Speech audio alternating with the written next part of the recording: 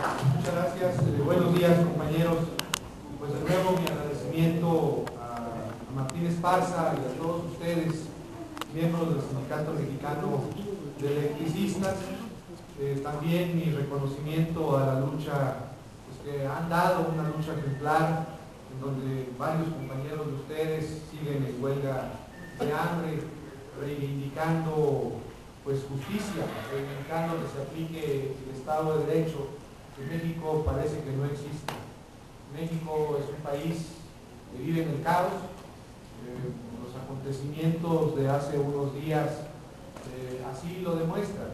Observamos, esto es muy llamativo, cómo en el ámbito electoral pues el narcotráfico y el crimen organizado se ha adueñado no solamente de los mercados, del tráfico de la droga, sino también incide en la vida política, en la vida electoral del país. La muerte del candidato del PRI a la gobernatura de Tamaulipas es un aviso para toda la clase política, no solamente el aviso de que todos pueden ser tocados por el poder del narcotráfico, sino también que el narcotráfico tiene incidencia real en México. Por eso da risa cuando uno oye a Felipe Calderón proponer un pacto nacional o un pacto de convivencia o de recomposición de toda la sociedad y de las fuerzas políticas, porque nos preguntamos a qué pacto se refiere Felipe Calderón, si cuando se ha tratado de garantizar derechos, si cuando se ha tratado de aplicar, de que se aplique el Estado de Derecho, pues ese gobierno ha estado ausente. Pensemos, por ejemplo, en el caso de ustedes, el decreto de extinción que aquí vamos a analizar, que el maestro Jorge Fernández Ruiz ha comentado y ha demostrado su inconstitucionalidad, y que el día de ayer también importantes maestros de la Facultad de Derecho de la UNAM y de la UNAM, especialistas en materia jurídica, nos hablaron en este foro de cómo este decreto es totalmente inconstitucional. Bueno, ahí vemos cómo el gobierno estuvo ausente, cómo Felipe Calderón no le importó la suerte de 44,000 trabajadores y cómo extinguió anticonstitucional y legalmente a un organismo tan importante para el país, el organismo de luz y fuerza del centro. Pero lo podemos observar en otros casos. Recientemente vimos cómo el secretario de Gobernación, Gómez Montt, realizó cabildeo en la Suprema Corte para convencer a los ministros de que no tenían que establecer responsabilidades en el caso de la guardería ABC de Hermosillo, y en tantos otros asuntos que tienen que ver con la vida nacional, como el gobierno una y otra vez se muestra partidario de los grandes intereses económicos, protege y garantiza la impunidad a los políticos de su entorno, sobre todo del PAN, y los trabajadores y los ciudadanos y el Estado de Derecho y la democracia parecen ser una quimera. Y ahora nos habla de convocarnos a un acuerdo nacional. Uno se pregunta, ¿para qué? Un acuerdo nacional.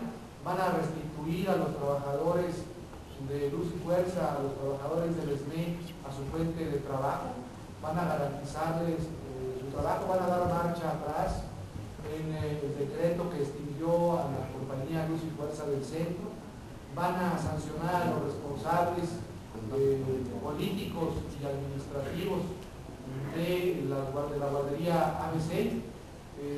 ¿De qué lado? ¿Qué es lo que nos está proponiendo Calderón? Al menos va a recomponer o va a reformular su estrategia de combate al crimen organizado. ¿Qué es lo que propone? No lo sabemos. Es solamente discurso, es retórica en espera de los resultados electorales del próximo domingo. Eso es lo único que les importa. Lo único que les importa es que el 4 de julio pueda el PAN avanzar en algunas entidades federativas con el apoyo de algunas otras fuerzas políticas, incluyendo fuerzas de izquierda. Eso es lo único que está en juego a partir de estos hechos y de la muerte del candidato a la gobernatura del PRI en el estado de Tamaulipas. Dicho lo anterior, pues yo creo que sí conviene ir puntualizando, ya el maestro Fernández Ruiz lo hacía, los argumentos, las razones jurídicas de por qué el decreto de extinción de los organismos descentralizados, Luz y Fuerza del Centro, es totalmente anticonstitucional. A mí con otros diputados en la Cámara de Diputados nos correspondió elaborar un proyecto de controversia constitucional,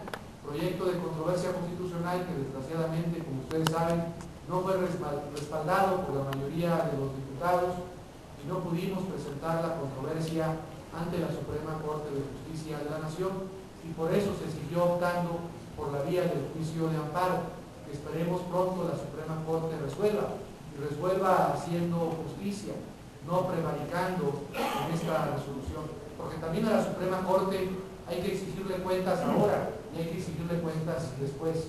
Pero no solamente le vamos a exigir cuentas porque nosotros queremos o porque nosotros querramos, le vamos a exigir cuentas y le estamos exigiendo cuentas porque el derecho en esta materia es bastante claro.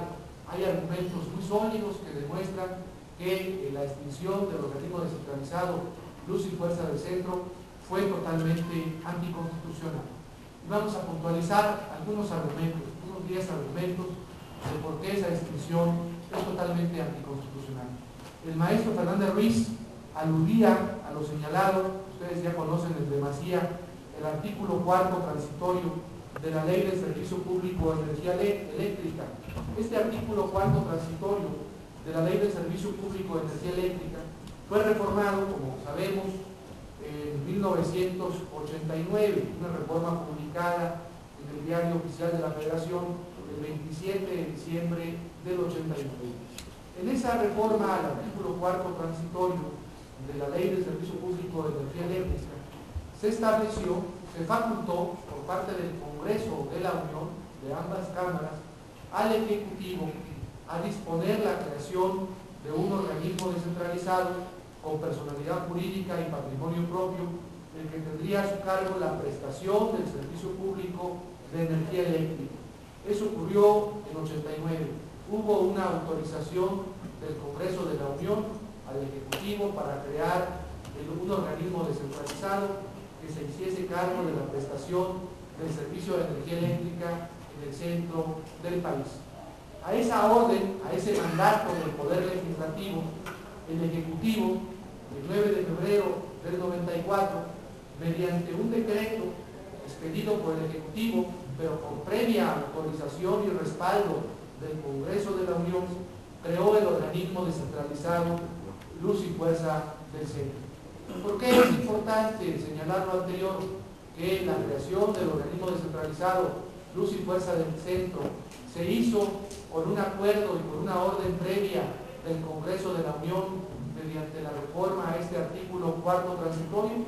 Eso es importante, como decía el maestro Fernández Ruiz, porque la Constitución, en el artículo 72F, y la ley, el artículo 15 de la Ley Federal de las Entidades Paraestatales, señala que en los procesos de creación o de extinción, los procesos de extinción, derogación de decretos o de organismos descentralizados, como establece el artículo 15 de la Ley Federal de las Entidades Paraestatales, se deben seguir los mismos trámites, los mismos procedimientos que se siguieron para su creación.